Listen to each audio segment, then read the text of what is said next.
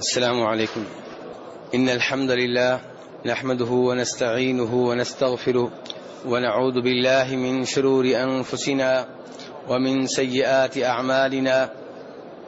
من يهده الله فلا مضل له ومن يضلل فلا هادي له. أشهد أن لا إله إلا الله وحده لا شريك له وأشهد أن محمدا عبده ورسوله. أما بعد فإن خير الحديث كتاب الله وخير الهدي هدي محمد صلى الله عليه وسلم وشر الأمور محدثاتها وكل محدثة بدعة وكل بدعة ضلالة وكل ضلالة في النار. أعوذ بالله من الشيطان الرجيم. بسم الله الرحمن الرحيم. إنا أنزلناه في ليلة القدر وما أدراك ما ليلة القدر. ليلة القدر خير من 1000 شهر. تنزل الملائكة والروح فيها بإذن ربهم من كل أمر. سلام هي حتى مطلع الفجر. میرے بھائیو، اللہ تبارک و تعالیٰ کا بہت بڑا احسان ہے کہ اللہ تبارک و تعالیٰ نے ہمیں رمضان جیسا بابرکت مہینہ پانے کی توفیق عنایت فرمائی، اور رمضان کے اس عظیم مہینے میں روزے رکھنے، قیام کرنے اور تلاوت کرنے کی توفیق عنایت فرمائی۔ میرے بھائی، جتنا یہ مہینہ قیمتی ہے اس لحاظ سے ہم اس سے فائدہ نہیں اٹھا سکے، اور کچھ وہ دوست ہیں جو بالکل ہی اس سے فائدہ نہیں اٹھا سکے۔ لیکن میرے بھائی، ابھی یہ مہینہ ہمارے ہاتھوں سے نکلا نہیں، بلکہ اس مہینے کے سب سے قیمتی 10 دن ہمارے ہاتھ میں ہیں۔ اب بھی ہم وہ کچھ کر سکتے ہیں جس سے ہمارا رب راضی ہو جائے۔ اب بھی ہم رب العالمین سے معافی کا سرٹیفکیٹ حاصل کر سکتے ہیں۔ اب بھی ہم رب العالمین سے جہنم کی آگ سے آزادی کا سرٹیفکیٹ حاصل کر سکتے ہیں۔ میرے بھائیو، یہ آخری 10 دن جو رہ گئے ہیں یہ بہت قیمتی دن ہیں، بہت زیادہ عظمت اور اہمیت کے حامل ہیں۔ اللہ تبارک و تعالی سورہ قدر میں ارشاد فرماتے ہیں، جو 30ویں سپارے میں ہے، کہ انا انزلناہ فی لیلۃ القدر، کہ ہم نے قرآن پاک کو شب قدر میں نازل کیا ہے۔ شب قدر جیسی عظیم رات جو رمضان میں ہے، اس عظیم رات میں اللہ تبارک و تعالی نے قرآن پاک کو نازل کیا ہے، تو وہ رات کتنی عظیم ہوگی جس رات میں رب العالمین کا کلام نازل ہوا۔ اللہ تبارک و تعالی نے اس کی عظمت اور اس کی اہمیت کو واضح کرنے کے لیے ایک اور انداز اختیار کیا، اور اپنے پیارے نبی صلی اللہ علیہ وسلم کو مخاطب کرتے ہوئے کہا کہ وما ادراک ما لیلۃ القدر، کہ اے ہمارے نبی، آپ کو کیا معلوم کہ شب قدر کیا ہے؟ شب قدر کے فضائل، شب قدر کی اہمیت، شب قدر کی عظمت کو حقیقی معنوں میں کوئی بھی انسان پا نہیں سکتا، اس کی عظمت کو کوئی بھی انسان جان نہیں سکتا۔ اس لیے اللہ تبارک تعالی نے فرمایا وما ادراک ما لیلۃ القدر، کہ شب قدر کتنی عظیم رات ہے، کتنی اہمیت کی حامل ہے، اس کے کتنے فوائد ہیں، اس کے کتنے فضائل ہیں، یہ آپ کو کیا معلوم؟ جب نبی صلی اللہ علیہ وسلم کو مخاطب کر کے یوں کہا جا رہا ہے، میں اور آپ تو بہت بات کے لوگ ہیں، آگے فرمایا لیلۃ القدر خیر من 1000 شہر، شب قدر وہ عظیم رات ہے جو 1000 مہینوں سے بہتر ہے۔ وہ عبادت جو شب قدر میں کی جائے وہ ایک جانب، اور 1000 مہینے ایک جانب، اس ایک رات کی عبادت 1000 مہینوں کی عبادت سے بہتر ہے۔ 1000 مہینے میرے بھائیوں کتنی راتیں بنتی ہیں؟ 83 سال اور 3 مہینے بنتے ہیں، 83 سال 4 مہینے بنتے ہیں۔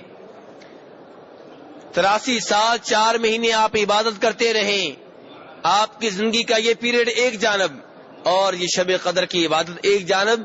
یہ اس رات کی عبادت 83 سال 4 مہینے کی عبادت سے زیادہ افضل اور بہتر ہے۔ تنزل الملائکۃ والروح فیہا بإذن ربہم من کل امر، یہ وہ عظیم رات ہے جس میں فرشتے آسمان سے نازل ہوتے ہیں، جبریل علیہ السلام آسمان سے نازل ہوتے ہیں، اپنے رب کے حکم سے نازل ہوتے ہیں، اور اس عظیم رات میں ہر اہم کام کے فیصلے ہوتے ہیں. یہ رات سلامتی والی رات ہے, یہ رات امن والی رات ہے. فجر کے طلوع ہونے تک برکتیں نازل ہوتی رہتی ہیں, فرشتے نازل ہوتے رہتے ہیں, سلامتی برقرار رہتی ہے. میرے بھائی, اس صورت سے آپ نے اندازہ کر لیا ہوگا کہ شب قدر کی کتنی اہمیت ہے.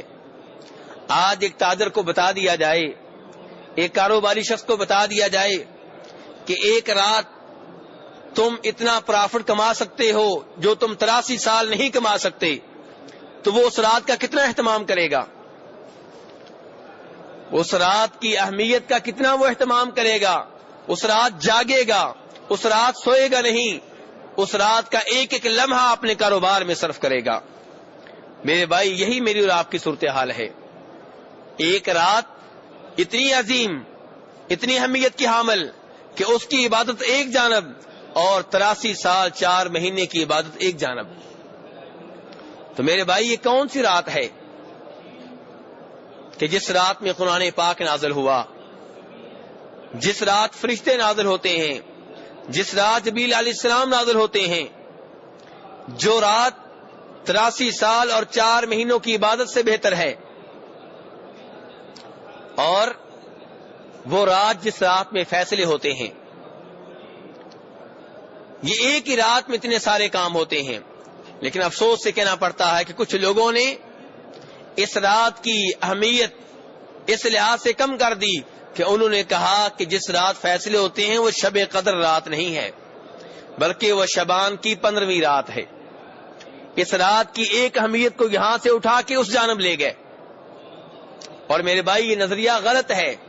شب برات کو جو ہم نے اہمیت دے دی ہے, یہ اہمیت قرآن و حدیث سے ثابت نہیں ہے, اور شب قدر کی جو اہمیت ہے اس کا ہم حق ادا نہیں کر رہے. ہمارے ہاں کہا جاتا ہے جی شعبان کی 15ویں رات کو فیصلے ہوتے ہیں. میرے بھائی, قرآن پاک پڑھ کے دیکھ لیں, آپ کو معلوم ہو جائے گا کون سی وہ رات ہے جس رات فیصلے ہوتے ہیں. سورہ دخان کی تلاوت کیجئے. حامیم والکتاب المبین. اللہ تبارک و تعالیٰ قرآن پاک کی قسم اٹھا کے کہہ رہے ہیں. حالانکہ اللہ تبارک و تعالیٰ قسم نہ بھی اٹھائیں تو اللہ کی ہر بات معتبر ہے, ہر بات سچی ہے, لیکن جس بات کے اوپر قسم اٹھا رہے ہیں اس بات کی اہمیت کو واضح کرنے کے لیے قسم اٹھائی جا رہی ہے, اور جس چیز کی قسم اٹھائی جا رہی ہے وہ کیا ہے؟ قرآن ہے. فرمایا انا انزلناہ فی لیلۃ مبارکہ, ہم نے قرآن کو نازل کیا ہے ایک بابرکت رات میں. انا کنا منذرین, یہ قرآن کیوں نازل کیا, یہ کتاب کیوں نازل کی؟ فرمایا تاکہ لوگوں کو ہم ڈرائیں جہنم کی آگ سے, لوگوں کو ڈرائیں برے انجام سے, لوگوں کو خبردار کر دیں کہ اگر اللہ کی بات نہیں مانو گے, قرآن کے اوپر عمل نہیں کرو گے, قرآنی احکام کی فرما برداری نہیں کرو گے تو عذاب آنے والا ہے. فیہا یفرق کل امر حکیم. فرمایا یہ رات جس میں ہم نے قرآن نازل کیا وہی رات ہے جس رات میں ہر حکمت والے بڑے کام کے فیصلے ہوتے ہیں. تو یہ رات کیا شعبان میں ہے؟ فرمایا شہر رمضان الذی انزل فی القرآن, کہ جس رات قرآن نازل ہوا وہ رات رمضان کی رات ہے, شعبان کی نہیں ہے. قرآن نے بتا دیا وہ رات کس مہینے کی ہے, رمضان کی رات ہے. تو میرے بھائی, شب برات کو جو اہمیت دے دی گئی ہے, شب برات میں جن بدتوں کا اہتمام کیا جاتا ہے, یہ ساری کی ساری باتیں شریعت کے خلاف ہیں. شب برات کی ایک اہمیت کیا بیان کی جاتی ہے؟ کہا جاتا ہے کہ نبی صلی اللہ علیہ وسلم کی بیگم ام المومنین عائشہ رضی اللہ عنہا ایک رات بیدار ہوئیں, دیکھا رسول اکرم صلی اللہ علیہ وسلم گھر میں نہیں تھے. جناب عائشہ ان کو تلاش کرنے کے لیے نکلی تو دیکھا آپ بقیع میں ہیں. جناب عائشہ جب وہاں پہ پہنچی تو نبی صلی اللہ علیہ وسلم نے اپنا سر آسمانوں کی جانب اٹھایا ہوا تھا. جب نبی صلی اللہ علیہ وسلم نے ام المؤمنین عائشہ کو دیکھا, کہا عائشہ کیا تمہیں یہ ڈر تھا کہ اللہ اور اللہ کے رسول تمہارے اوپر ظلم کریں گے؟ فرمایا اللہ کے رسول صلی اللہ علیہ وسلم, میں نے سوچا کہ شاید آپ مجھے چھوڑ کے کسی اور بیگم کے گھر چلے گئے ہیں. آپ نے فرمایا عائشہ شعبان کی 15ویں رات وہ رات ہے جس رات رب العالمین عربوں کے مشہور و معروف قبیلے کلب کی بکریوں کے بالوں کی تعداد سے زیادہ لوگوں کی مغفرت فرماتے ہیں. کلب قبیلہ ہے، اس کی جتنی بکریاں ہیں، ان بکریوں کے جتنے بال ہیں، ان بالوں سے زیادہ لوگوں کی اللہ تبارک و تعالی مغفرت فرماتے ہیں. یہ وہ روایت ہے جو شعبان کی 15ویں رات کی فضیلت میں بیان کی جاتی ہے، اور اس کو امام ترمذی رحمہ اللہ اپنی حدیث کی کتاب میں نقل کرتے ہیں.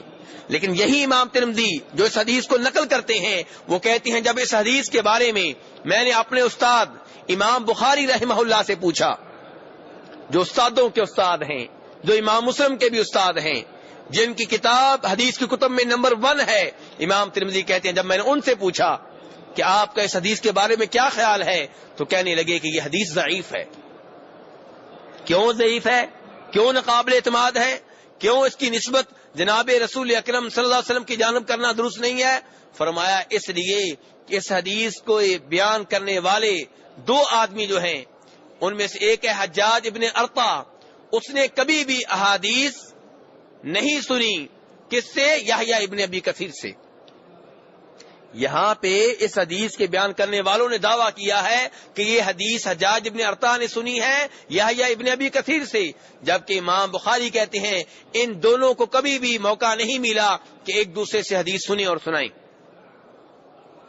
اور دوسرا اس میں جو عیب ہے جس کی وجہ سے یہ حدیث ضعیف قرار پاتی ہے کہ یحییٰ ابن ابی کثیر جو ہے وہ اس حدیث کو نقل کر رہا ہے جناب عائشہ کے بھانجے عروہ بن زبیر سے، جبکہ ان دونوں کو بھی آپس میں حدیث سننے سنانے کے سلسلے میں ملنے کا موقع نہیں ملا. جس حدیث کی یہ صورتحال ہو، محدثین اس حدیث کو قبول کرنے کے لیے کبھی بھی تیار نہیں ہیں، کیونکہ نبی صلی اللہ علیہ وسلم نے فرمایا تھا کہ جس نے جان بوجھ کے میرے ذمے وہ بات لگائی جو میں نے نہیں کہی، اس کا ٹھکانہ جہنم ہے. اس حدیث کے بعد محدثین خبردار ہو گئے، علماء کرام خبردار ہو گئے، وہ کسی ایسی حدیث کو حدیث ماننے کے لیے تیار نہیں ہیں جس میں کسی قسم کا کوئی عیب پایا جاتا ہو. تو میرے بھائی اس لیے امام بخاری نے وعدے کر دیا کہ یہ حدیث ضعیف ہے. اب اس حدیث کو شب برات کے فضائل میں ذکر کرنا درست نہیں ہے. ایک اور حدیث بیان کی جاتی ہے کہ امام ابن ماجہ رحمہ اللہ ابو موسیٰ اشعری رضی اللہ عنہ سے روایت کرتے ہیں کہ فرمایا نبی صلی اللہ علیہ وسلم نے کہ اللہ تبارک و تعالی شعبان کی 15ویں رات کو اپنی مخلوق پہ نظر فرماتے ہیں اور ہر ایک کو معاف کر دیتے ہیں، ہر ایک کو بخش دیتے ہیں، سوائے مشرک کے اور سوائے اس آدمی کے جس کے دل میں اپنے کسی مسلمان بھائی کے بارے میں بغض و کینہ پایا جاتا ہو. لیکن میرے بھائی یہ روایت بھی ضعیف ہے. کیوں؟ اس لیے کہ اس روایت کے بیان کرنے والوں میں ایک آدمی ہے عبداللہ ابن لہیعہ، اس کو محدثین ضعیف قرار دیتے ہیں. اور اسی روایت کے بیان کرنے والوں میں ایک اور آدمی الولید ہے، وہ مدلس ہے، اس کی وجہ سے بھی یہ حدیث مشکوک قرار پاتی ہے. ایک اور آدمی ہے ضحاک بن ایمن، اس کے اوپر بھی علماء کرام نے یہ کہا ہے کہ وہ مجہول ہے، اس کے بارے میں معلوم نہیں کہاں سے آیا، کون ہے کون نہیں ہے. تو میرے بھائی اس لحاظ سے یہ روایت بھی جو ہے ضعیف قرار پاتی ہے، اس کے اوپر بھی اعتماد درست نہیں ہے. اور ایک اور روایت بیان کی جاتی ہے اور اس کی نسبت کی گئی ہے جناب علی رضی اللہ عنہ کی طرف، اور امام ابن ماجہ رحمہ اللہ اس کو اپنی حدیث کی کتاب میں لے کر آئے ہیں کہ فرمایا جناب علی رضی اللہ عنہ نے کہ اللہ کے رسول صلی اللہ علیہ وسلم فرماتے ہیں جب شعبان کی 15ویں رات ہوتی ہے تو کیا ہوتا ہے؟ اللہ تبارک و تعالی آسمان دنیا پہ نزول فرماتے ہیں، اس آخری آسمان پہ اترتے ہیں اور کہتے ہیں کون ہے جو مجھ سے معافی مانگے میں اس کو معاف کر دوں، کون ہے جو مجھ سے رزق مانگے میں اس کو رزق دوں، کون ہے جو کسی تکلیف میں مبتلا ہو مجھ سے سوال کرے میں اس کی تکلیف کو دور کر دوں. اور فرمایا اللہ تبارک و تعالیٰ کا یہ اعلان، اللہ تبارک و تعالیٰ کی یہ ندا فجر کے طلوع ہونے تک جاری و ساری رہتی ہے. اس لیے فرمایا رسول اکرم صلی اللہ علیہ وسلم نے کہ شعبان کی 15ویں رات کو قیام کرو، اللہ کی عبادت کرو، اور اس کے بعد جو دن آ رہا ہے اس دن میں روزہ رکھو. لیکن میرے بھائی یہ روایت صرف مشکوک ہی نہیں بلکہ من گڑت ہے، کیونکہ اس حدیث کے بیان کرنے والوں میں ایک آدمی ہے ابن ابی صبرہ، اور یہ وہ آدمی ہے جو جھوٹی حدیثیں گڑا کرتا تھا، خود ساختہ حدیثیں بنایا کرتا تھا، اپنی طرف سے حدیثیں بنا کے رسول اکرم صلی اللہ علیہ وسلم کی طرف منسوب کیا کرتا تھا. اور یہ واضح کیا ہے امام یحییٰ ابن معین نے اور امام احمد ابن حنبل رحمہ اللہ نے. اس لیے اس حدیث کو بیان کرنا اور جناب رسول اکرم صلی اللہ علیہ وسلم کی طرف منسوب کرنا گناہ ہے، جرم ہے، غلطی ہے. اس کی بجائے صحیح حدیث یہ ہے جس میں آتا ہے کہ نبی صلی اللہ علیہ وسلم نے ارشاد فرمایا کہ اللہ تبارک و تعالی ہر رات، 15ویں رات نہیں، ہر رات کی آخری تہائی میں، آخری حصے میں آسمان دنیا پہ نزول فرماتے ہیں اور پھر کہتے ہیں کون ہے جو مجھ سے سوال کرے میں اس کا سوال پورا کروں، کون ہے جو مجھ سے بخشش مانگے میں اس کے گناہ معاف کر دوں، کون ہے جو مجھ سے دعا کرے میں اس کی دعا کو قبول کروں. لیکن یہ میرے بھائی اس کا تعلق شعبان کی 15ویں رات سے نہیں ہے بلکہ ہر رات اور ہر رات کے آخری تہائی حصے میں، وہی جسے ہم تہجد کا ٹائم کہتے ہیں، اس ٹائم اللہ تبارک تعالیٰ آسمان دنیا پہ نازل ہوتے ہیں. ویسے اللہ تبارک تعالیٰ کہاں پہ ہیں؟ کہاں پہ ہے میرے بھائی؟ عرش پہ. یہ عقیدہ کہ اللہ ہر جگہ پہ ہے غلط عقیدہ ہے، اس سے توبہ طائب ہو جائیں. یہ عقیدہ کہ اللہ ہر جگہ میں ہے، ہر ایک کے اندر ہے، یہ شرکیہ اور غلط عقیدہ ہے، کفری عقیدہ ہے، اس سے توبہ طائب ہو جائیں، بہت برا عقیدہ ہے. اللہ تبارک تعالیٰ نے قرآن پاک میں 7 مرتبہ بیان کیا ہے کہ میں عرش کے اوپر مستوی ہوں. اللہ عرش کے اوپر مستوی ہیں، عرش کے اوپر بلند ہیں، لیکن عرش کے محتاج نہیں ہے، عرش اللہ کا محتاج ہے. کیسے مستوی ہے پتہ نہیں ہے. امام مالک رحمہ اللہ کے پاس ایک آدمی آیا، اس نے آ کے پوچھا یہ استوا کیسے ہے، اللہ کیسے مستوی ہیں، کیسے عرش کے اوپر بلند ہیں. امام مالک رحمہ اللہ نے اصول بیان کیا، الاستواء معلوم والکیف مجہول والسؤال عنہ بدعۃ والایمان بہ واجب. کہ استوا کا معنی ہمیں آتا ہے، استوا کسے کہتے ہیں؟ بلند ہونا. استوا اللہ کیسے مستوی ہے یہ ہمیں بتایا نہیں گیا، اس کی کیفیت نہیں بتائی گئی. جب کیفیت نہیں بتائی گئی اس کے بارے میں سوال کرنا بدعت ہے، لیکن اس بات کے اوپر ایمان لانا کہ اللہ عرش کے اوپر مستوی ہے واجب ہے. اس لیے میرے بھائی اللہ عرش پہ مستوی ہے، یہ کہنا اللہ ہر جگہ میں ہر ایک کے اندر ہے کفری عقیدہ ہے، شرکی عقیدہ ہے، غلط عقیدہ ہے. اور اگر یہ عقیدہ مان لیں تو اس کے اوپر کیا نتائج برآمد ہوتے ہیں، غور کریں. نعوذ باللہ، اس کا مطلب یہ ہے کہ اللہ تبارک و تعالیٰ کتے کے اندر بھی ہیں، اللہ تبارک و تعالیٰ اس انسان کے اندر بھی ہیں جو باتھ روم میں ہے، اللہ تبارک و تعالیٰ نعوذ باللہ اس انسان کے اندر بھی ہیں جو اپنی بیگم سے ہم بستری کر رہا ہے، اللہ تبارک و تعالیٰ نعوذ باللہ اس عورت کے اندر بھی ہیں جو ہم بستری کروا رہی ہے. سوچتے جائیں، نعوذ باللہ اللہ تبارک و تعالیٰ فرعون کے اندر بھی ہیں جس کی عبادت ہوتی رہی. اتنا غلط عقیدہ، اس سے توبہ طائب ہو جائے میرے بھائی. صحیح عقیدہ کیا ہے کہ اللہ تبارک و تعالیٰ عرش کے اوپر مستوی ہیں.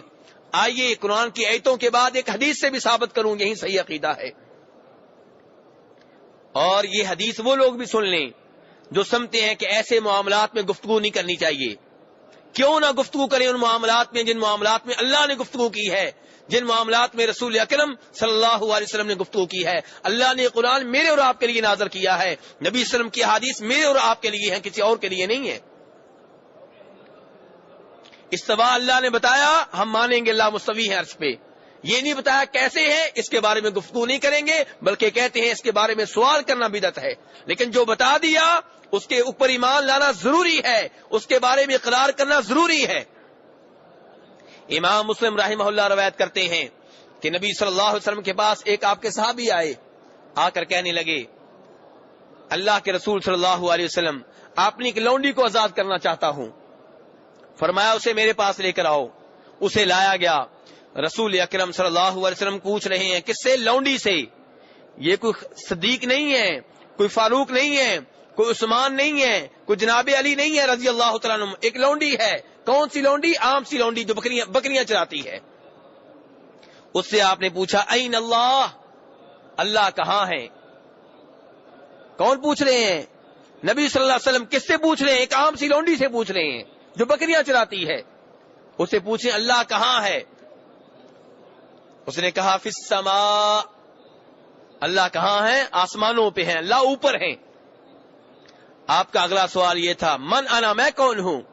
کہنے لگی انت رسول اللہ، آپ اللہ کے رسول ہیں صلی اللہ علیہ وسلم۔ آپ نے فرمایا اعتقھا فانھا مؤمنہ، میرے صحابی اس لونڈی کو آزاد کر دو۔ میں نے سوال کیے، نتیجہ یہ معلوم ہوا کہ یہ مومن ہے۔ اس کے ایمان کو آپ نے کیسے جانچا؟ کیا آپ نے یہ پوچھا کہ اللہ کے اوپر ایمان لاتی ہو؟ نہیں، آپ نے پوچھا اللہ کہاں ہے۔ اس کا مطلب یہ ہے کہ اللہ کے اوپر ایمان لانے میں یہ سوال بنیادی حیثیت رکھتا ہے کہ اللہ کہاں ہے۔ اور آج لوگ کہتے ہیں نہیں اس بات کو نہ چھیڑیں، یہ بات نہ کریں، یعنی کہ ہم صحیح عقیدہ پیش نہ کریں اور لوگ غلط عقیدہ پھیلاتے رہیں کہ اللہ ہر جگہ پہ ہیں، ہر جگہ پہ ہیں۔ لوگ اپنی نعتوں میں، اپنی نظموں میں، اپنی شعر و شاعری میں یہ غلط عقیدہ بیان کرتے رہیں کہ اللہ ہر جگہ پہ ہیں۔ نہیں میرے بھائی، اللہ کہاں پہ ہے میرے بھائی؟ اللہ عرش پہ مستوی ہیں، لیکن جاننے کے لحاظ سے، سننے کے لحاظ سے، پکڑ کے لحاظ سے، قوت کے لحاظ سے، قدرت کے لحاظ سے اللہ تبارک تعالیٰ ہر جگہ پہ ہیں۔ یعنی کہ عرش پہ مستوی ہونے کے باوجود اللہ ہر ایک کی بات کو اچھی طرح سن رہے ہیں، ہر ایک کو اچھی طرح دیکھ رہے ہیں، ہر ایک اوپر اللہ کا مکمل طور پہ کنٹرول ہے، کوئی بھی اللہ کے کنٹرول سے باہر نہیں ہے۔ تو یہ ہے میرے بھائی صحیح عقیدہ۔ تو بار کہنے کیا لگا تھا کہ مسلم شریف کی حدیث میں کیا ہے کہ اللہ تبارک تعالیٰ ہر رات کی آخری تہائی میں آسمان دنیا پہ نزول فرماتے ہیں۔ کیسے؟ پتہ نہیں ہے۔ نزول فرماتے ہیں، جی یہ فرماتے ہیں، کیسے کے بارے میں پتہ نہیں ہے۔ نزول کے اوپر اس بات میں ایمان لانا ضروری ہے کہ اللہ ہر رات کی آخری تہائی میں آسمان دنیا پہ نزول فرماتے ہیں۔ کیسے؟ یہ بدعت ہے، یہ سوال کرنا ہی جرم ہے، کیونکہ کیفیت نہیں بتائی گئی۔ تو بہرحال یہ ہے صحیح حدیث۔ اور یہ جو کہا جاتا ہے کہ شعبان کی 15ویں رات کو نازل ہوتے ہیں، یہ غلط ہے، ہر رات میں نازل ہوتے ہیں۔ اس میں شعبان کی 15ویں رات کی کوئی الگ سے خصوصیت اور فضیلت نہیں ہے۔ ایک اور روایت جو آخری روایت بیان کروں گا، جو شعبان کی 15ویں رات کے سلسلے میں بیان کی جاتی ہے، وہ کیا ہے کہ رسول اکرم صلی اللہ علیہ وسلم نے جناب علی رضی اللہ عنہ سے کہا کہ علی، جو شعبان کی 15ویں رات کو 100 رکعتیں ادا کرے اور ہر رکعت میں سورہ فاتحہ پڑھنے کے بعد 10 مرتبہ سورہ قل اللہ احد پڑھے۔ جب ہر رکعت میں 10 دفعہ سورہ قل اللہ احد پڑھی جائے گی، کتنی مرتبہ ہو گئی؟ جی یار اتنے کمزور تو نہیں آپ، حساب میں کاروباری آدمی بیٹھے ہوئے ہیں۔ 200، 1000۔ اس لیے لوگوں نے عربی میں اس کا نام رکھا ہوا ہے صلاۃ الالفیہ، 1000ویں نماز۔ تو فرمایا روایت کیا ہے، جھوٹی روایت جو بیان کی جاتی کیا ہے کہ آپ نے جناب علی سے کہا جو شعبان کی 15ویں رات میں 100 رکعتیں ادا کرے، ہر رکعت میں سورہ فاتحہ پڑھے، سورہ فاتحہ کے بعد 10 مرتبہ سورہ اخلاص کی تلاوت کرے، کیا ہوگا؟ اللہ تبارک و تعالی اس آدمی کی ہر حاجت کو پورا کریں گے اور اسے 1000 حوریں دیں گے۔ کتنی حوریں؟ کیونکہ 1000 دفعہ سورہ اخلاص پڑھی ہے نا، 1000 حوریں ملیں گی۔ ہر حور کے پاس 1000 غلام ہوگا، 1000 بچہ ہوگا، اور اس آدمی کے والدین کو موقع دیا جائے گا، والد کو الگ، والدہ کو الگ، کہ والد 1000 آدمی کی شفاعت کر سکتا ہے اور والدہ بھی 1000 آدمی کی شفاعت کر سکتی ہے۔ یہ ہے ایک من گڑت روایت۔ کتنی من گڑت روایت ہے؟ انتہا درجے کا جھوٹ ہے یہ روایت۔ اسی لیے اس روایت کو کون سے اماموں نے بیان کیا ہے اور کن کتابوں میں بیان کیا ہے؟ اس روایت کو ان اماموں نے بیان کیا ہے اور ان کتابوں میں بیان کیا ہے جو کتابیں انہوں نے مخصوص کر دی ہیں جھوٹی روایات کو جمع کرنے کے لیے۔ یعنی مستقل کتابیں لکھی گئی ہیں جن کتابوں میں وہ روایات جمع کی گئی ہیں جو جھوٹے طور پہ جناب رسول اکرم صلی اللہ علیہ وسلم کی طرف منسوب کر دی گئی ہیں، ان میں اس روایت کو ذکر کیا گیا ہے۔ چنانچہ امام ابن جوزی نے روایت کیا ہے اس کو اپنی کتاب الموضوعات میں، اور ذکر کرنے کے بعد کہتے ہیں لا نشک فی ھذا الحدیث انہ موضوع، ہمیں اس روایت کے بارے میں کوئی شک و شبہ نہیں ہے کہ یہ من گڑت ہے، جھوٹی ہے۔ اور امام ابن قیم رحمہ اللہ نے اس کو روایت کیا المنار المنیف میں، اور اس کے بعد کہتے ہیں مجھے حیرت ہوتی ہے، مجھے تعجب ہوتا ہے اس آدمی کے اوپر جس کا حدیث کے علم سے تھوڑا سا بھی تعلق ہے اور وہ ایسی روایت کے اوپر یقین رکھتا ہے۔ اسی طرح امام شوکانی نے امام سیوطی نے، ان تمام اماموں نے اس روایت کو اپنی ان کتابوں میں ذکر کیا ہے جو انہوں نے اسپیشلی لکھی ہے، ان روایات کو جمع کرنے کے لیے جو جھوٹے طور پہ منسوب کر دی گئی ہیں جناب رسول اکرم صلی اللہ علیہ وسلم کی طرف۔ علماء کرام نے تو اتنی محنت کی ہمیں بتانے کے لیے کہ جھوٹی روایات ہیں، پھر ہم ان کو ممبروں محرابوں کے اوپر بیان کریں اور یہ نہ واضح کریں کہ جھوٹی روایت ہے۔ کتنے افسوس کی بات ہے، کتنا افسوس ہے ایسے مولویوں کے اوپر، کتنا افسوس ہے ایسے قاریوں کے اوپر، کتنا افسوس ہے ایسے حافظوں کے اوپر۔ اور رسول اکرم صلی اللہ علیہ وسلم کیا فرماتے ہیں کہ من کذب علی متعمدا فلیتبوأ مقعدہ من النار، کہ جو میرے ذمے جان بوجھ کے ایسی بات لگائے جو میں نے نہیں کہی، اس کا ٹھکانہ جہنم ہے۔ تو بہرحال میرے بھائی کہنے کا مطلب یہ ہے کہ وہ رات جس رات فیصلے ہوتے ہیں وہ شعبان کی 15ویں رات نہیں ہے، بلکہ وہ شب قدر ہے جو رمضان میں ہوتی ہے۔ علماء کرام کا اس بات پہ اتفاق ہے کہ شب قدر کس مہینے میں ہے؟ رمضان کے مہینے میں۔ اب رمضان کے مہینے میں کون سی رات ہے؟ اس بارے میں علماء کرام کے مابین اختلاف ہے، بہت وسیع اختلاف ہے، بہت گہرا اختلاف ہے، لیکن اکثریت علماء کرام کی یہ کہتی ہے کہ یہ رات رمضان کے آخری عشرے میں ہے، اور یہی بات صحیح ہے کیونکہ امام بخاری رحمہ اللہ روایت کرتے ہیں ابو سعید خدری رضی اللہ عنہ سے کہ فرمایا نبی صلی اللہ علیہ وسلم نے فابتغوها فی العشر الاواخر، کہ اس رات کو تلاش کرو رمضان کے آخری 10 دنوں میں، رمضان کی آخری 10 راتوں میں، رمضان کے آخری عشرے میں۔ اور علماء کرام کی اکثریت کا یہ بھی کہنا ہے کہ یہ رمضان کے آخری عشرے کی طاق راتوں میں سے ایک رات ہے، 21ویں رات یا 23ویں یا 25ویں یا 27ویں یا پھر 29ویں رات۔ کیا دلیل ہے؟ امام بخاری رحمہ اللہ روایت کرتے ہیں ام المومنین عائشہ رضی اللہ عنہا سے کہ فرمایا نبی صلی اللہ علیہ وسلم نے تحروا لیلۃ القدر فی الوتر من العشر الاواخر فی رمضان، کہ شب قدر کو تلاش کرو رمضان کے آخری عشرے کی طاق راتوں میں۔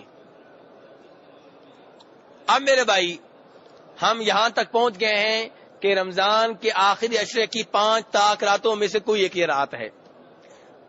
اب آپ آگے بھی بڑھنا چاہیں گے کہ ان میں سے کون سی اب یہ پتا چلے 21ویں ہے یا 23ویں ہے یا 25ویں ہے یا 27ویں ہے یا 29ویں ہے۔ جی کون سی رات ہے؟ آپ نے کیا سنا ہوا ہے؟ جی 27ویں رات ہے، سب یہی جانتے ہیں۔ تو میرے بھائی بہت سے علماء کرام یہی کہتے ہیں، بلکہ صحابی رسول جناب ابی ابن کعب رضی اللہ عنہ قسم اٹھا کے کہا کرتے تھے کہ یہ 27ویں رات ہے۔ لیکن کیا یہ بات درست ہے؟ معذرت کے ساتھ درست نہیں ہے۔ صحیح بات یہ ہے کہ شب قدر ان 5 راتوں میں سے کوئی رات ہے، کبھی یہ ہوتی ہے، کبھی وہ ہوتی ہے، کبھی یہ ہوتی ہے۔ اب آپ سوال کریں گے پھر صحابی نے قسم کیوں اٹھائی؟ صحابی نے قسم اٹھائی ہے، صحابی کی بات کو کیسے پیچھے کر سکتے ہیں؟ میرے بھائی صحابی کی قسم اور صحابی کی بات سر آنکھوں پہ، لیکن وہ اس سال کے لحاظ سے ٹھیک ہے جس سال وہ 27ویں رات میں تھی، ہمیشہ کے لیے نہیں۔ اور اس کی دلیل وہ حدیث بھی ہے جس حدیث میں آتا ہے، فرماتے ہیں جناب ابو سعید خدری رضی اللہ عنہ کہ نبی صلی اللہ علیہ وسلم پہلے رمضان کے درمیانے عشرے میں اعتکاف بیٹھا کرتے تھے۔ کون سے عشرے میں؟ درمیانے عشرے میں اعتکاف بیٹھا کرتے تھے۔ تو ایک دفعہ جب آپ اعتکاف بیٹھے اور اعتکاف اٹھنے کا وقت ہو گیا، صحابہ کرام سامان اٹھانے لگے، اعتکاف ختم ہونے لگا، آپ نے کہا کہ جس نے میرے ساتھ اعتکاف کیا ہے وہ اعتکاف دوبارہ بیٹھ جائے، کیونکہ مجھے شب قدر دکھائی گئی تھی، پھر بلا دی گئی ہے، اور مجھے امید ہے کہ وہ رمضان کی آخری 10 راتوں کی طاق راتوں میں سے کوئی ایک رات ہے۔ اور میں نے خواب میں دیکھا ہے کہ اس رات میں سجدہ کر رہا ہوں پانی میں اور مٹی میں۔ تو جناب ابو سعید خدری کہتے ہیں بارش کے کوئی آثار نہیں تھے، لیکن 21ویں رات کو بارش نازل ہوئی اور میں نے اپنی آنکھوں سے دیکھا کہ نبی صلی اللہ علیہ وسلم نے جب فجر کی نماز پڑھائی، نماز پڑھانے کے بعد ہماری جانب منہ کیا تو آپ کی پیشانی اور آپ کے ناک کے اوپر کیچڑ لگا ہوا تھا، کیونکہ جب رات کو بارش ہوئی تو مسجد نبی کی جو چھت تھی وہ کھجور کی شاخوں سے تھی، تو جہاں کھڑے ہو کے آپ نماز پڑھاتے تھے وہاں سے چھت ٹپک پڑی، پانی کے قطرے گرتے رہے اور جہاں پہ آپ سجدہ کیا کرتے تھے وہ جگہ گیلی ہو گئی, وہاں پہ کیچڑ ہو گیا, آپ نے وہیں پہ سجدہ کیا اور آپ کی بابرکت پیشانی اور ناک کے اوپر کیچڑ کے نشانات موجود تھے. تو معلوم ہوا کہ اس سال شب قدر کون سی رات تھی؟ 21ویں رات تھی.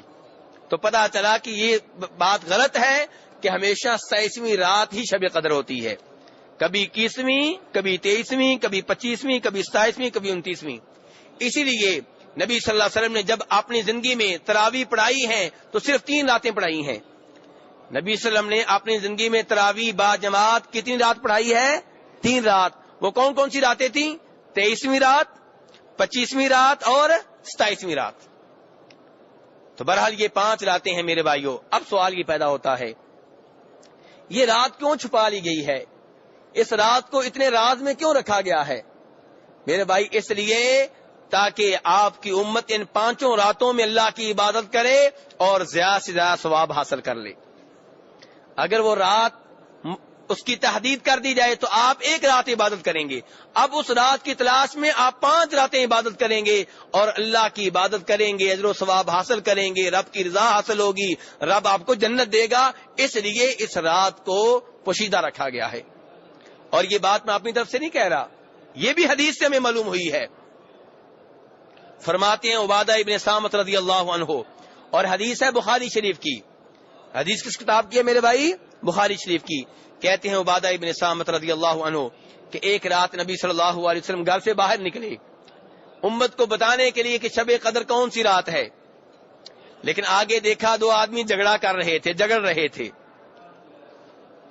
جب ان کو جگڑتے ہوئے دیکھا تو یہ رات آپ کو بلا دی گئی, اس کا علم اٹھا لیا گیا.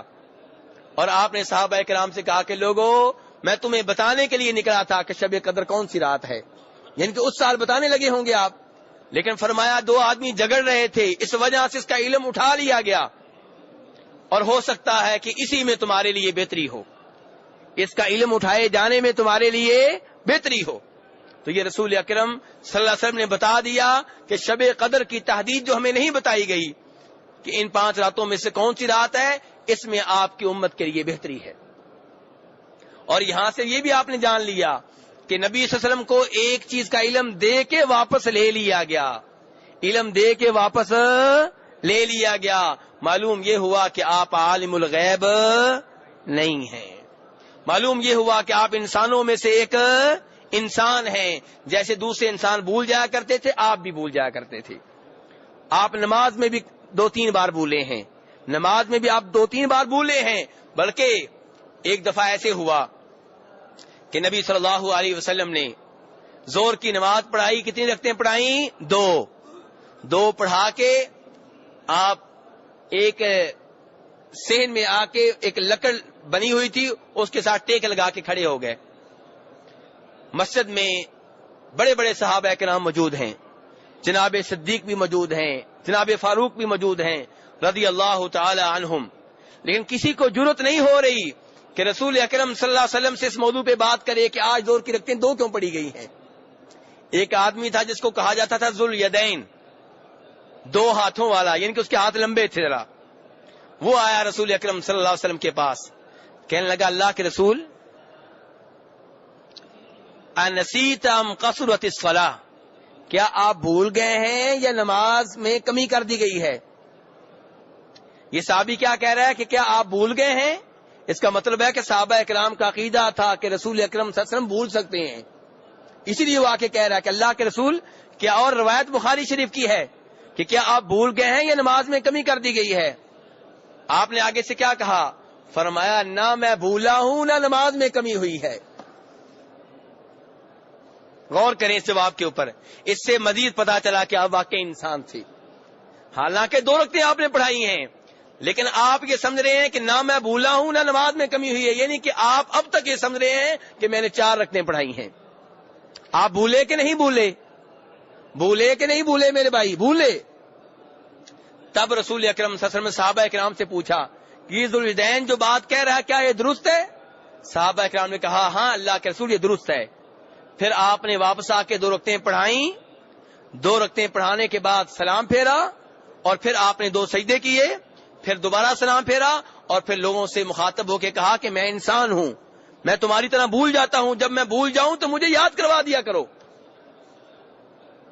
میرے بھائی، نبی صلی اللہ علیہ وسلم انسانوں میں سے ایک انسان تھے، لیکن سب انسانوں سے افضل، سب سے اعلیٰ، سب سے مقدس، سب سے زیادہ درجات اور مقام و مرتبہ والے تھے، سب سے زیادہ بلند آپ کی شان تھی، بلکہ انبیاء کرام علیہم الصلوۃ والسلام کے بھی سردار تھے، لیکن تھے انسان۔ میرے بھائی، یہی تو آپ کی خوبی تھی کہ انسان ہو کے آپ نے وہ کام کیے جو کوئی نہیں کر سکتا۔ اگر آپ فرشتے ہو کے روزے رکھتے چلے جاتے تو کوئی خوبی نہیں تھی، فرشتوں کو تو بھوک ہی نہیں لگتی، نوریوں کو تو بھوک ہی نہیں لگتی۔ اگر آپ نوری ہو کے جہاد کرتے کرتے تبوک پہنچ جاتے تو کوئی بڑی بہادری نہیں تھی، نوری تو تھکتے ہی نہیں ہیں۔ میرے بھائی، جو آپ کو نوری کہتے ہیں وہ آپ کی شان بلند نہیں کر رہے، آپ کی شان میں کمی کر رہے ہیں، آپ کی گستاخی کر رہے ہیں۔ اور میرے بھائی، ذرا قرآن پاک پڑھیں، قرآن پاک بھرا پڑا ہے اس اعتراض سے جو اعتراض مکہ والے کرتے تھے۔ وہ کہتے تھے تو انسان ہے، ہم تجھے رسول کیسے مان لیں؟ ان کا یہی تو اعتراض تھا کہ آپ انسان ہیں، ہم آپ کو رسول کیسے مان لیں؟ اگر آپ انسان نہ ہوتے، آپ بشر نہ ہوتے، آپ کہتے ظالموں تمہیں کس نے کہا ہے کہ میں انسان ہوں؟ تمہیں کس نے کہا میں بشر ہوں؟ میں تو نور ہوں۔ لیکن قرآن پاک پڑھ کے دیکھیں، قرآن پاک کہتا ہے میرے نبی کو بشر ہونے کی وجہ سے ریجیکٹ کرنے والوں، میرے سارے رسول ہی بشر تھے، جتنے بھی رسول آئے وہ بشر تھے۔ اور ایک جہاں پہ فرمایا سورہ نام میں کہ اگر میں کسی فرشتے کو رسول بنا کر بھیجتا تو تم کہتے جی ہمیں کیا پتا یہ کون ہے کون نہیں ہے، ہمارے جیسا تو ہے نہیں ہے، پھر تم نے یہ اعتراض کرنا تھا۔ قرآن پاک پڑھ کے دیکھیں میرے بھائی، قرآن پاک اگر ہم پڑھ لیں، قرآن پاک کے معنی کو غور کر لیں تو ہمارے عقائد کی اصلاح ہو جائے۔ شرط یہ ہے کہ قرآن کا ترجمہ، قرآن کی تفسیر تعصب کے بغیر پڑھیں۔ یہ نہیں کہ آپ پہلے ہی طے کر لیں کہ میں نے اس عقیدے کو نہیں چھوڑنا، آپ یہ طے کر کے قرآن پڑھیں کہ جو عقیدہ قرآن نے دیا میں نے اپنا لینا ہے، میں نے اپنے مولویوں کی طرف نہیں دیکھنا، میں نے اپنے ابو کی طرف نہیں دیکھنا، میں نے اپنے خاندان کی طرف نہیں دیکھنا، میں نے گاؤں کے مولوی صاحب کی طرف نہیں دیکھنا، جو قرآن نے عقیدہ دیا ہے اپنا لوں گا، انشاءاللہ آپ کا عقیدہ ٹھیک ہو جائے گا، کیونکہ قرآن پاک ہدایت کے لیے آیا ہے، قرآن پاک گمراہ کرنے کے لیے نہیں آیا۔ تو بہرحال میرے بھائی، میں کہاں سے کہاں نکل گیا، بات کیا کر رہا تھا کہ شب قدر کا آپ کو علم دے کے واپس لے لیا گیا، پتا یہ چلا کہ آپ عالم الغیب نہیں تھے، پتا چلا کہ آپ بشر تھے، پتا چلا کہ آپ انسان تھے۔ اب میرے بھائی، سوال یہ پیدا ہوتا ہے کہ شب قدر کو پانے کے لیے ہم کیا کریں، شب قدر کو حاصل کرنے کے لیے ہم کیا کریں؟ میرے بھائی، شب قدر کو حاصل کرنے کے لیے رمضان کے آخری عشرے میں آپ وہ کچھ کریں جو رسول اکرم صلی اللہ علیہ وسلم کیا کرتے تھے۔ جناب عائشہ رضی اللہ عنہ فرماتی ہیں کہ نبی صلی اللہ علیہ وسلم رمضان کے آخری عشرے میں کیا کرتے؟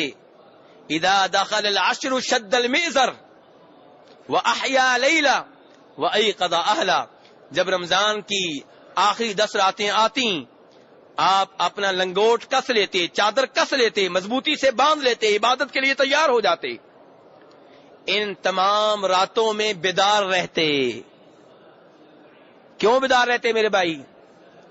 بیگمات کی شاپنگ کے لیے، چاند راتیں مارکیٹ میں گزارنے کے لیے،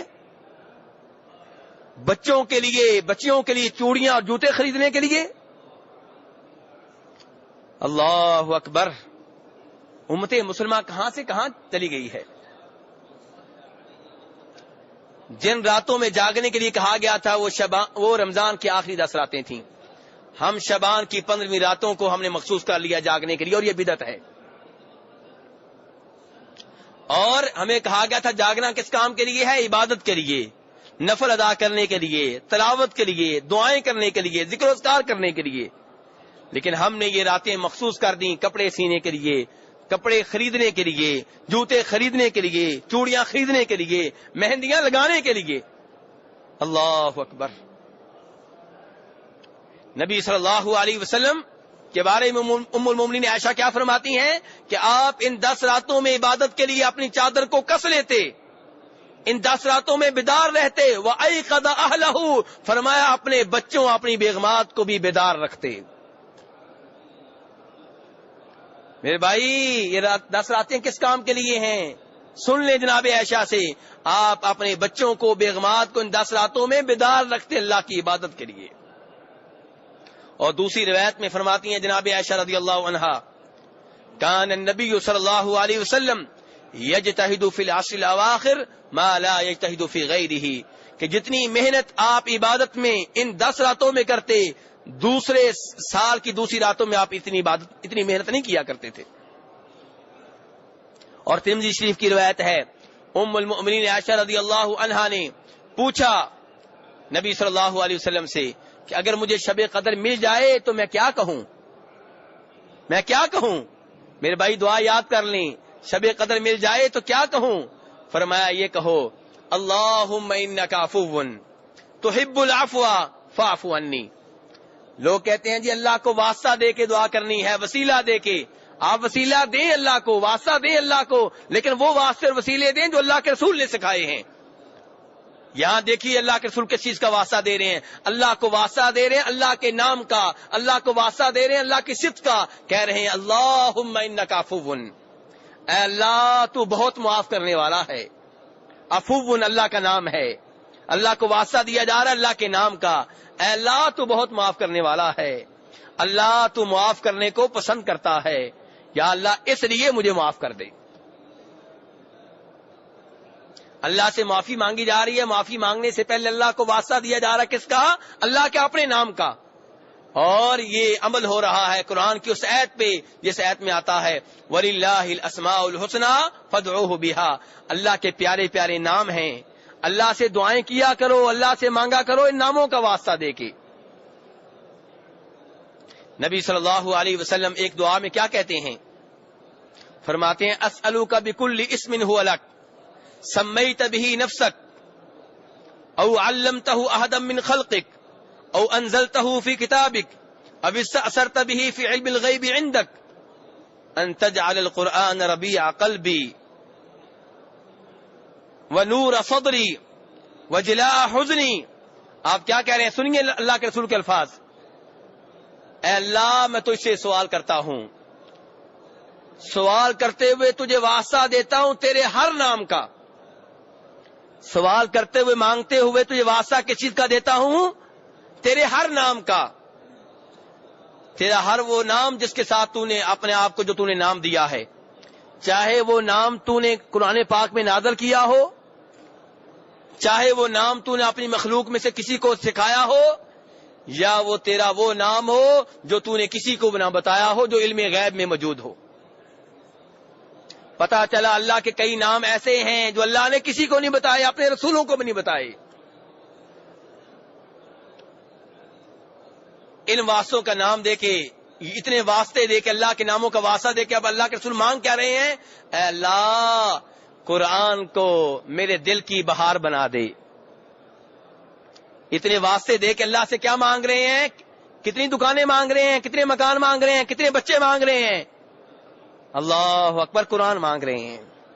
یا اللہ تیرے ناموں کا تجھے واسطہ دے کے میں کہتا ہوں قرآن کو میرے دل کی بہار بنا دے، یا اللہ قرآن کو میرے سینے کا نور بنا دے، یا اللہ قرآن کے ذریعے میرے غموں کو دور کر دے۔ یہ کون دعا کر رہے ہیں؟ نبی صلی اللہ علیہ وسلم۔ اللہ کو واسطے کس چیز کے دے رہے ہیں؟ اللہ کے ناموں کے۔ تو بہرحال میرے بھائی آپ اللہ کو واسطہ دیجئے دعا میں، لیکن وہ واسطے دیجئے جو قرآن و حدیث سے ثابت ہیں۔ اللہ کو کسی کی ذات کا واسطہ دینا، چاہے وہ ذات کسی نبی کی ہو، چاہے وہ ذات کسی ولی کی ہو، چاہے کسی بزرگ کی ہو، چاہے وہ کسی فرشتے کی ہو، چاہے کسی جن کی ہو، یہ واسطہ دینا قرآن و حدیث سے ثابت نہیں ہے۔ اللہ کو واسطہ دیں اللہ کے نام کا، اللہ کو واسطہ دیں اللہ کی صفات کا، دوسرے نمبر پہ اللہ کو واسطہ دیں آپ اپنے نیک اعمال کا، تیسرے نمبر پہ آپ واسطہ بنائیں دعا میں کسی بزرگ کو کہ وہ آپ کے لیے دعا کرے۔ یہاں پہ بزرگ کی ذات واسطہ نہیں ہے، اس کی دعا آپ اس سے کہیں کہ حضرت آپ میرے لیے دعا کریں۔ جس کو آپ اللہ کا ولی سمتے ہیں، جس کو آپ نمازی سمتے ہیں، جس کو آپ توحید کے اوپر سمتے ہیں، کسی کی ولایت کی بزرگی کی گارنٹی آپ نہیں دے سکتے، لیکن آپ سمجھتے ہیں، آپ کو لگتا ہے گارنٹی دی نہیں جا سکتی۔ ہاں جی، ہمارے پاک و ہند میں جو مشہور و معروف قبریں ہیں، ان کی بزرگی کی گارنٹی دے سکتے ہیں آپ؟ دے سکتے ہیں؟ نہیں دے سکتے، نہیں دے سکتے۔ آپ یہ کہہ سکتے ہیں کہ اللہ کے ولی ہوں گے، ان کی باتیں پڑھ کے لگتا ہے اللہ کے بزرگ ہوں گے، گارنٹی نہیں دے سکتے۔ بزرگوں کی ولایت کی گارنٹی دینے والوں ایک حدیث دھیان سے سن لو۔ پہلے بزرگ کی قبر بناتے ہیں، پھر اس کے بارے میں کرامات مشہور کرتے ہیں، پھر اس کو جنت کا پکا مالک بناتے ہیں، پھر اس کو کہتے ہیں کہ اب کئی اور لوگوں کو بھی لے کر جائے گا، جب تک اوروں کو جنت میں بھیجا نہیں جائے گا یہ اڑ کر بیٹھ جائے گا، جنت میں جانے سے نعوذ باللہ انکار کر دے گا۔ ہائے ظالموں، تم اللہ تبارک تعالیٰ کی شان کو سمجھ نہیں سکے، اللہ کے مقام کو نہیں جان سکے۔ بزرگوں کے مقام کو بڑھاتے بڑھاتے تم نے بزرگوں کو نبی بنانا شروع کر دیا، اور انبیاء کرام کے مقام کو بڑھاتے بڑھاتے تم نے ان کو رب بنانا شروع کر دیا۔ وما قدر اللہ کا قدری ہی۔ تو حدیث یہ ہے کہ غزوہ خیبر کا واقعہ ہے۔ کون سے غزوہ کا میرے بھائی؟ خیبر کے غزوہ کا واقعہ ہے کہ مسلمان جہاد کر رہے تھے، اور ایک صحابی کچھ نرالا ہی جہاد کر رہا تھا، دوسروں سے کافی مختلف تھا، کافروں کی گردنیں یکے بعد دیگرے اتار رہا تھا، بہادری کے جوہر جو وہ دکھا رہا تھا کوئی اور نہیں دکھا رہا تھا۔ اس کو دیکھ کے دیگر صحابہ کرام رشک کر رہے تھے۔ میرے بھائی صحابہ کرام ولی ہیں کہ نہیں؟ ولی ہیں، اور جس کے اوپر صحابہ کرام رشک کریں وہ کتنا بڑا ولی ہوگا۔ لیکن دیکھیے کیا ہوتا ہے، نبی صلی اللہ علیہ وسلم فرماتے ہیں کہ یہ آدمی جس کے اوپر تم رشک کر رہے ہو جہنم کی آگ میں جائے گا، جہنم کی آگ میں جلے گا۔ صحابہ کرام حیران پریشان، یہ کیا؟ ایک آدمی نے سوچا میں اس کا پیچھا کرتا ہوں، میں صورتحال کا جائزہ لیتا ہوں۔ وہ مجاہد آگے آگے، یہ صحابی پیچھے پیچھے، جہاد کرتے کرتے اس مجاہد کو ایک زخم آیا، زخم آئے تھے، اب کیا کرنا چاہیے؟ صبر کرنا چاہیے، لیکن وہ صبر نہ کر سکا، خودکشی کر لی۔ یہ صحابی واپس آیا رسول اکرم صلی اللہ علیہ وسلم کے پاس اور آ کے کہا اللہ کے رسول میں گواہی دیتا ہوں کہ آپ واقعی اللہ کے رسول ہیں۔ آپ نے کہا میرے صحابی کیا ہوا؟ کہا اللہ کے رسول جس کے بارے میں آپ نے کہا تھا جہنم کی آگ میں جائے گا، ہم بڑے حیران ہوئے تھے، میں نے پیچھا کیا، اس نے واقعی خودکشی کی اور جہنم کی آگ میں چلا گیا۔ تو میرے بھائی کہنے کا مطلب یہ ہے کہ آپ دیکھیں جس کو صحابہ کرام ولی سمتے رہے وہ کہاں پہ گیا؟ کہاں گیا؟ جہنم کی آگ میں۔ اور جس کو آپ ولی سمتے ہیں اس کا انجام پتہ نہیں کیا ہوگا۔ اس لیے گارنٹی نہ دیا کریں، گارنٹی نہ دیا کریں۔ اگر اب بھی آپ باز نہیں آئے تو ایک اور حدیث سن لیں۔ جب جناب عثمان ابن مظعون رضی اللہ عنہ فوت ہوئے تو وہ چونکہ مہاجر تھے، مدینہ کے جس انصاری کے ساتھ ان کا بھائی چارہ قائم کیا گیا تھا، اس انصاری کی بیگم نے ان کی لاش کو دیکھتے ہوئے کہا کہ ابا صاحب میں گواہی دیتی ہوں کہ تو کامیاب ہو گیا، تجھے اللہ نے بڑی عزت دے دی ہے، تجھے اللہ نے بڑی عزت سے نوازا ہے، تیرے اوپر اللہ نے بڑا کرم کیا ہے۔ نبی صلی اللہ علیہ وسلم یہ الفاظ سن رہے تھے، آپ نے کہا وما یدریک، تمہیں کہاں سے یہ معلوم ہو گیا، تم یہ گواہی کیوں دے رہی ہو؟ کہنے لگی اللہ کے رسول کیا ایسا نہیں ہے؟ فرمایا عثمان کے بارے میں تو میں گواہی دیتا ہوں کہ ایسا ہی ہے جیسے تو کہہ رہی ہے، لیکن تجھے کہاں سے علم ہو گیا؟ آئندہ کسی کے بارے میں ایسی گواہی نہ دو۔ تو میرے بھائی اس لیے یہ ولایت کے سرٹیفکیٹ تقسیم کرنا بند کر دیں۔ زیادہ سے زیادہ آپ یہ کہہ سکتے ہیں کہ فلاں آدمی اللہ کے بزرگ لگتے ہیں، چونکہ نمازی تھے، تہجد گزار تھے، توحید کے اوپر تھے، مجھے امید ہے کہ اللہ کے ولی ہوں گے، مجھے امید ہے۔ پکی گارنٹی آپ دے نہیں سکتے۔ اگر پھر بھی آپ دیتے ہیں تو ایک اور حدیث سن لیں۔ مسلم شریف کی روایت ہے اور اس کی تفصیل احادیث کی دیگر کتب میں بھی موجود ہے کہ دو آدمی آپس میں دوست تھے، ایک ان میں سے بہت نیک تھا اور ایک بد تھا۔ جو نیک تھا وہ برے آدمی کو گناہوں سے روکتا رہتا تھا، لیکن برا آدمی گناہوں سے باز آنے کے لیے تیار نہیں تھا۔ ایک دفعہ اس اچھے آدمی نے اس برے کو دیکھا کہ وہ بہت بڑا گناہ کر رہا ہے، تو یہ نیک آدمی کہنے لگا تجھے اللہ کبھی بھی معاف نہیں کرے گا، میں قسم اٹھا کے کہتا ہوں اللہ تجھے کبھی بھی معاف نہیں کرے گا۔ اللہ اکبر۔ کسی کو جنت میں بھیجنا، کسی کو جہنم میں بھیجنا کس کے اختیار میں ہے؟ میرے رب کے اختیار میں ہے. اس آدمی نے اس اختیار کو اپنے ہاتھ میں لینے کی کوشش کی. اللہ نے آسمانوں سے اعلان فرمایا کہ جاؤ اے نیک، میں تجھے جہنم میں بھیج رہا ہوں، میں اس کو معاف کر کے جنت میں بھیج رہا ہوں. تو کون ہوتا ہے میرے اختیار کو اپنے ہاتھ میں لینے والا؟ میرے بھائی، اللہ کی شان کو سمجھیں، اللہ کے مقام کو سمجھیں، اللہ کی عظمت کو جانیں، اور یہ سلسلہ بند کر دیں کہ آپ اللہ تبارک و تعالیٰ کے برابر دوسروں کو ٹھہرائیں. اللہ کے برابر کوئی نہیں ہو سکتا، اللہ کا کوئی شریک نہیں ہے. بہرحال میرا آج کا موضوع کیا ہے؟ شب قدر. کہ شب قدر کو آپ کیا دعا کیا کریں؟ ان 5 راتوں میں تسلسل کے ساتھ آپ یہ دعا کیا کریں، اللہم انک عفو تحب العفو فاعف عنی. اے اللہ تو بہت معاف کرنے والا ہے، معاف کرنے کو پسند کرتا ہے، مجھے معاف کر دے. شب قدر کے تعلق سے ہمارا آخری موضوع یہ ہے کہ اس کی نشانیاں کیا ہیں، اس کی علامات کیا ہیں. میرے بھائی، شب قدر کی رات، موسم جو ہوتا ہے نہ بہت ٹھنڈا ہوتا ہے نہ بہت گرم ہوتا ہے، بہت مناسب موسم ہوتا ہے. یہ ایک اس کی نشانی ہے. اور ابن خزیمہ میں یہ حدیث آئی ہے جس میں آیا کہ شب قدر کی یہ نشانی ہوتی ہے. اور دوسری اس کی نشانی جو بعد میں نظر آتی ہے رات گزر جانے کے بعد، کہ صبح جو سورج نکلتا ہے اس کی روشنی مدھم ہوتی ہے، اس میں حدت نہیں ہوتی، اس کی شعائیں نہیں ہوتی، اور تانبے کی بڑی پلیٹ کی طرح سورج ہوتا ہے. تو یہ اس کی نشانی ہوتی ہے جو صبح ہوتی ہے. اور یہ بھی ہو سکتا ہے کہ خواب میں کسی کو دکھا دیا جائے کہ شب قدر کون سی ہے. یہ بھی کوئی بڑی بات نہیں ہے اور کوئی گارنٹی بھی نہیں ہے. اور یہ بھی پتہ نہیں ہے کہ جس کو خواب آئے وہ سچ بول رہا ہے کہ جھوٹ بول رہا ہے. اور سچ بول رہا ہے تو اس کے خواب میں کوئی اچھا آدمی آیا تھا یا شیطان آیا تھا، یہ بھی گارنٹی نہیں دی جا سکتی. لیکن یہ جو کہا جاتا ہے جی شب قدر والی رات سجدے، درخت جو ہیں وہ سجدہ کرتے ہیں، بلڈنگیں سو جاتی ہیں، کتے اس رات بھونکتے نہیں ہیں، یہ سب خرافات ہیں، جھوٹے قصے کہانیاں ہیں. ان کے اوپر یقین کرنے کی ضرورت نہیں ہے. اللہ تبارک تعالیٰ سے دعا ہے کہ ہمیں دین حنیف کو سمجھنے کی توفیق عنایت فرمائیں، اور ان 10 راتوں کی عظمت کو پیش نظر رکھتے ہوئے ہمیں زیادہ سے زیادہ عبادت کرنے کی توفیق عنایت فرمائیں، اور شب قدر کو پانے کی توفیق عنایت فرمائیں. وآخر دعوانا ان الحمدللہ رب العالمین.